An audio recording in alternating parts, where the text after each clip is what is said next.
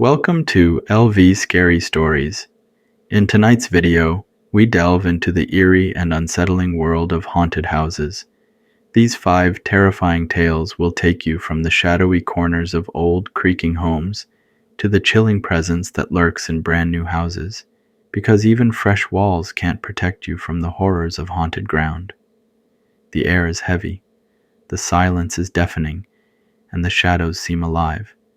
So turn off the lights, settle into the darkness, and let these stories pull you into their sinister embrace. These haunted house stories are not for the faint of heart. Story number 1. As your storyteller, let me begin by sharing my own personal paranormal experience in the house where my family and I currently live. I watched this house being built from the ground up, and my family is the very first to call it home. Despite its newness, we've experienced some truly strange and unexplained events. In 2014, my wife and I decided to finalize some paperwork and have Granville build our house.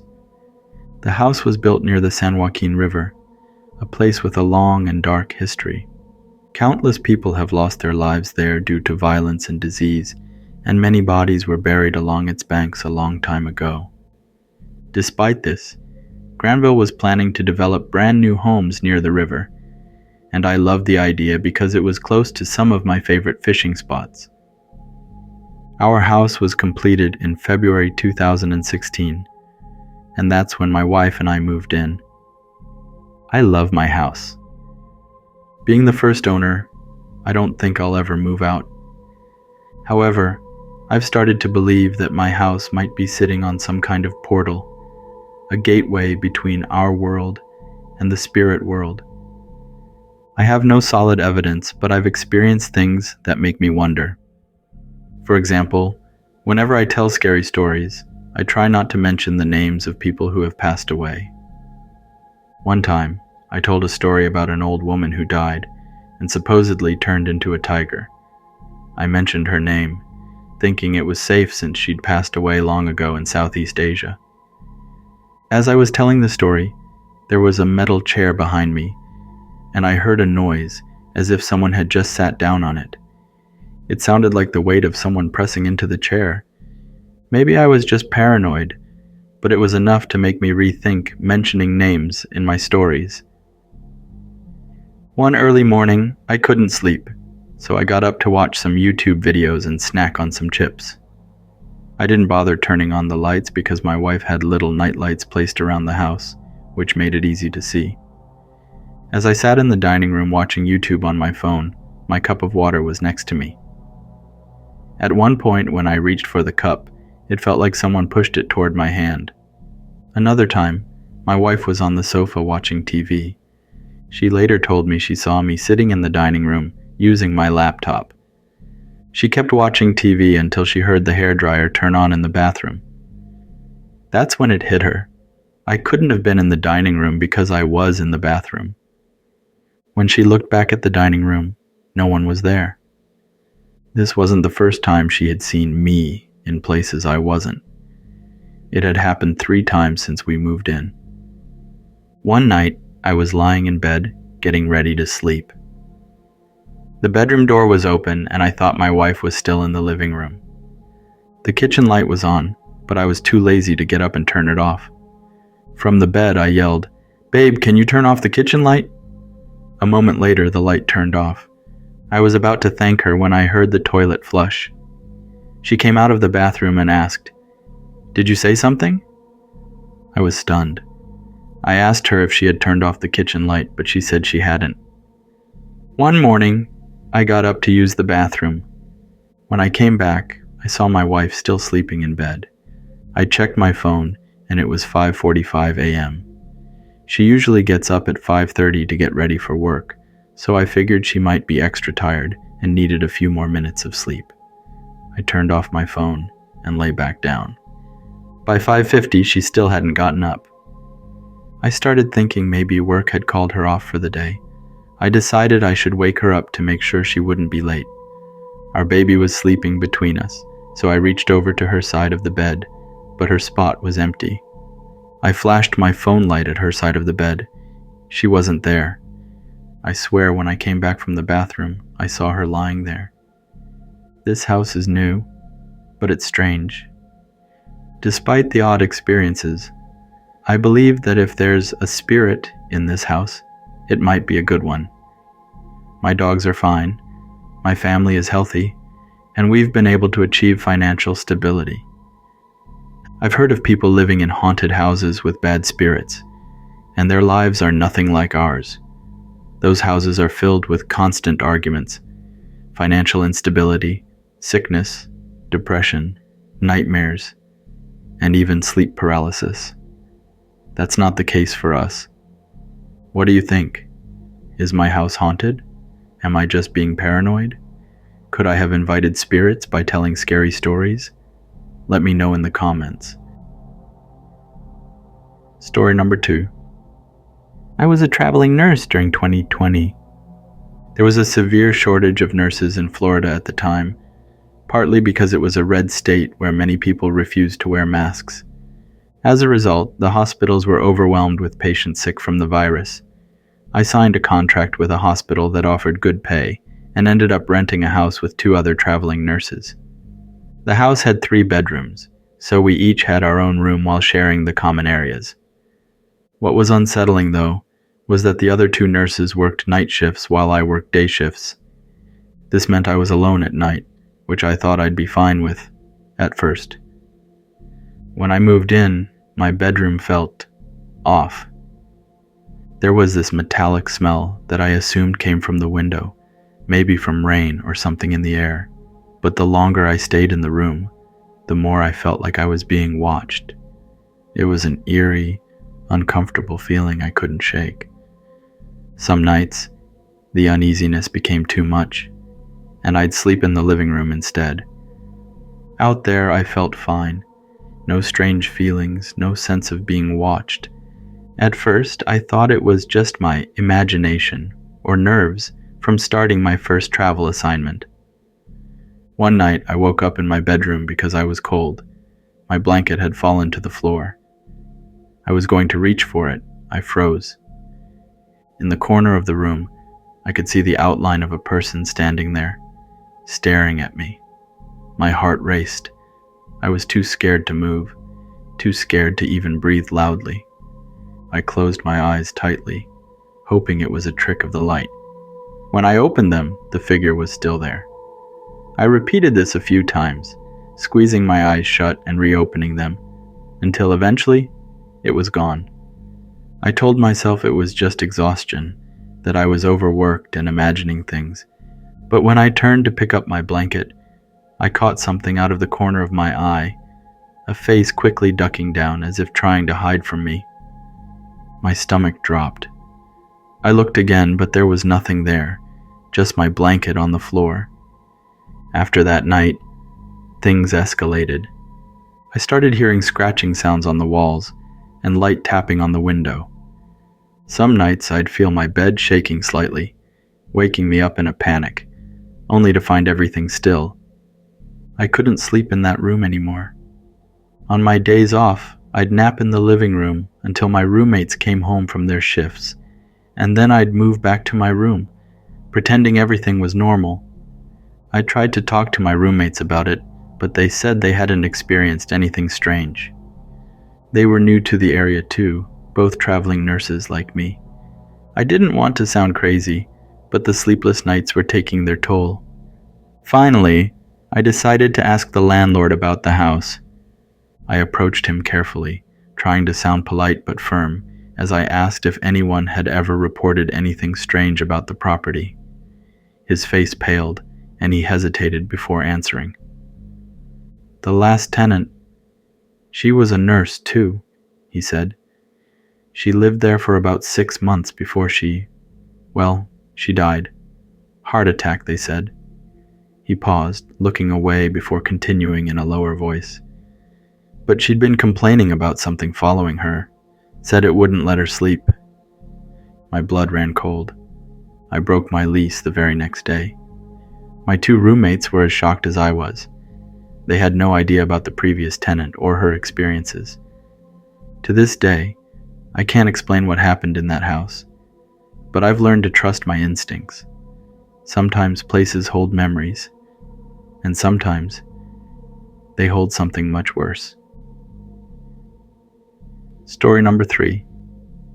In 2016, my wife and I purchased a house that had been built in 2003. According to our realtor, no one had ever died in the house, which was part of the reason it wasn't cheap. It was a beautiful home that my wife and I fell in love with instantly. My wife works night shifts, so I'm usually at home with our 2 daughters. One is 7 years old, and the other is 4, sleeping through the night. One evening, after putting my 4-year-old to bed, she told me something unsettling.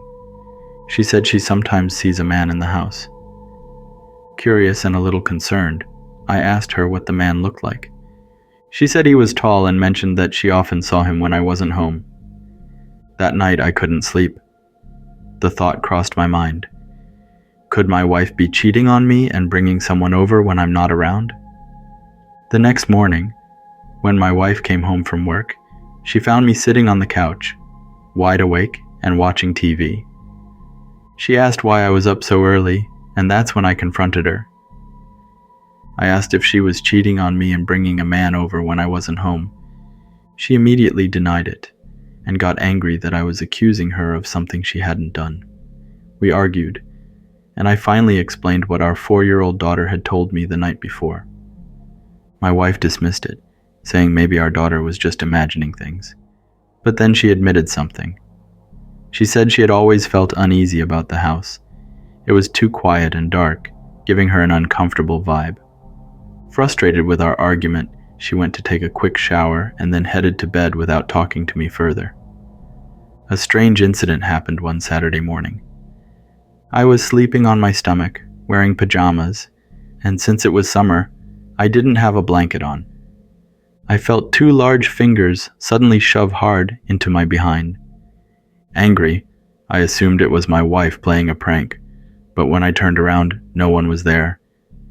My wife hadn't even come home from work yet. I knew I wasn't dreaming because my pajama pants had been pushed in, and I had to pull them back out. It was deeply unsettling. Another strange event occurred one evening after I returned home from a night of fishing with my friends. It was around 11 p.m., and I saw my wife in our room while our daughters were sleeping on the bed with her. After taking a shower, I asked her why the kids were sleeping in our room. Her face turned pale, and she looked scared. She explained that earlier, around 10 p.m., she was in the kitchen when she saw me walk out of our 4-year-old's bedroom and into the bathroom. However, when she went to check, the bathroom was empty, and the light hadn't even been turned on. Frightened, she had brought the kids into our room to sleep. The next day, I contacted our realtor to see if there was something we hadn't been told about the house. The realtor reassured me that, as far as the records showed, no one had died in the house.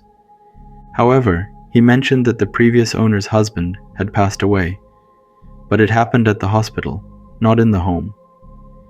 He offered to give me the previous owner's contact information if I wanted to ask them directly.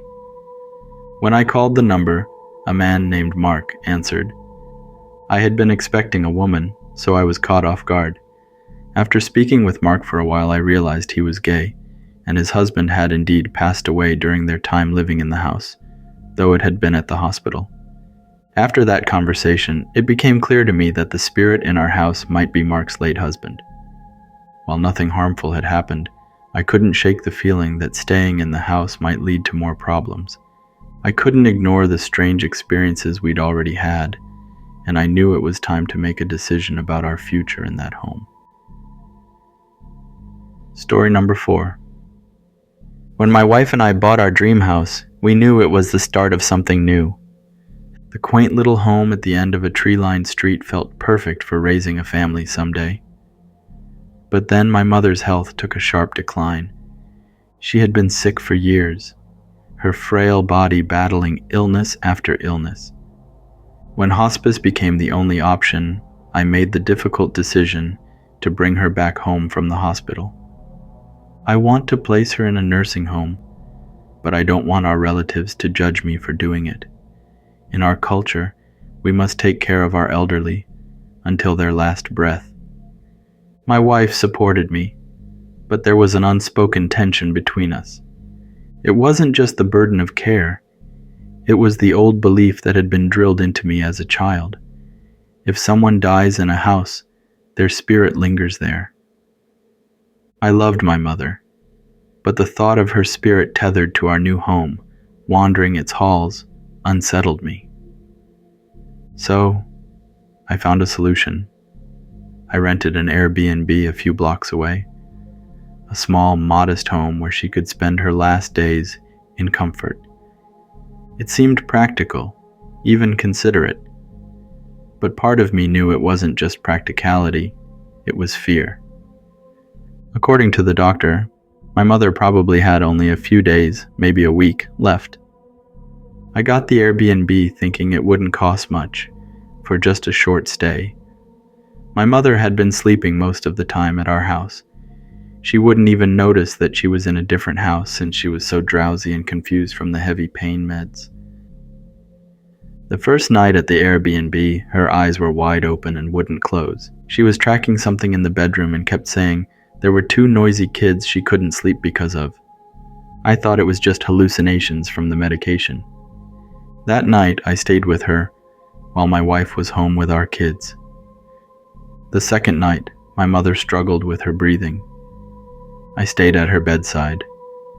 The hospice nurse came by and gave her some anxiety medication to help her relax. She finally fell asleep when my wife came over. After the nurse left, my mother woke up and complained again about the noisy kids. She looked at me with a worried expression and said, "The 2 kids here said your father is at our house looking for me. Your father and them are there. Can you tell them to come here?" I told her to relax and breathe. My father had died a decade ago. I chalked up her words to worsening hallucinations as more medication was administered. My wife and I calmed her down and helped her relax. After a while, she went back to sleep. Then there was a knock at the door. When I opened it, it was our 3 kids. Our oldest, who's 14, looked terrified, and the younger 2 were clinging to each other. "What happened?" my wife and I asked. They said they kept hearing weird noises at the house. They heard a man sobbing in their grandma's room, but when they checked, no one was there. All 3 of them were genuinely scared. My wife took the kids home with her that night to comfort them. At around 1 a.m., my mother woke up suddenly and mentioned my father's name. Then she said, "You're here? What time is it?" I told her it was 1 a.m. and to go back to sleep. She closed her eyes and seemed to settle. When I woke up at 6 a.m., I noticed her face was pale and she wasn't breathing. She was gone, her body already stiff. She must have passed a few hours earlier in her sleep. I contacted the hospice nurse, who helped me arrange for the morgue transport. After my mother was taken away, I called the landlord to let him know we'd be checking out early. His response sent shivers down my spine. "You rented the place on Elmwood, right?" he asked. "Yes," I replied. "I should have mentioned this earlier," he said hesitantly. "The last few tenants complained about odd things. A lot of people don't stay long. Some say it's haunted, but I figured, people exaggerate." I hung up without replying, packed up what little we had brought, and never looked back. To this day, I can't help but feel I failed her in her final moments. My fear of being haunted may have doomed her to spend her last hours surrounded by something far worse. Story number 5. It was 2002, and this event marked the turning point that caused my brother Max and his friends to abandon their misguided attempts to fit in with the local gangs. Max and his friends were wannabe gangsters, the kind no one truly respected. To make a long story short, they were trying to gain recognition from a local gang by starting trouble with a rival gang from the other side of town. Max's friend, Core, was killed in a drive-by shooting, a retaliation from the rival gang. The drive-by happened right on the front porch of our house. I remember my parents were home at the time, and as soon as Core was shot, we dragged him inside. My parents had no idea what was happening or why our house was targeted. Tragically, Core didn't survive. He died in my father's arms before the ambulance could take him away. My father immediately confronted Max, demanding to know if he and his friends had provoked someone and why our family was now in danger. That's when Max admitted that he and his friends had been trying to curry favor with the local gang by antagonizing the rival gang. Even though Max had just graduated high school and was already 18 years old, my parents grounded him. My father, furious and scared for our family's safety, told Max that if he wanted to continue down this path, he needed to leave the house and live on his own. Otherwise, he'd have to make a major change. My father even threatened to disown Max if he didn't follow his cousin's example and join the military. With no other options and terrified the rival gang would come after him, Max reluctantly enlisted in the military. Before Core's death, he often stayed over at our house, sleeping in the same bedroom that Max and I shared. But after his death, strange things began happening in the house. Items would go missing, even though no one had moved them. Some nights, my father would be sitting in the living room watching TV, and empty soda cans would suddenly be thrown at him from the dining room. He'd pick up the can and turn on the dining room light, but no one would be there. Sometimes, he'd throw the can back into the dining room, only to have it thrown back at him moments later. One night, something happened to me that I'll never forget. I was in my room talking to my girlfriend late into the night. Max wasn't home. He was working a night shift at a casino while waiting for his enlistment process to be finalized. It must have been around 1 a.m. when I thought I heard Max come home early. The door to our room opened, and I saw someone go over to Max's bed and lie down. Moments later, I heard snoring. It was annoying because I didn't want my girlfriend to hear it over the phone, so I decided to get up and move to the closet to continue our conversation in peace. I turned on the closet light, and as I glanced over at Max's bed, I froze. It wasn't Max lying there. It was Core. He was snoring loudly, and his face had a bluish tint, like the color of someone who wasn't alive. Terrified, I ran to wake up my parents. My father came to my room to check, but when we looked, no one was there. We all began to suspect that Core was haunting the house, possibly because he'd died there. Not wanting to live in constant fear, we decided to move to a new home before Max left for the military. After we moved out, we never returned to that house. I don't know if the new occupants experienced anything unusual, but I hope they were able to live there peacefully. As for us, we were just relieved to leave that chapter of our lives behind. That's all for this video. Thank you for making all the way through and supporting my stories. Have a wonderful day or night.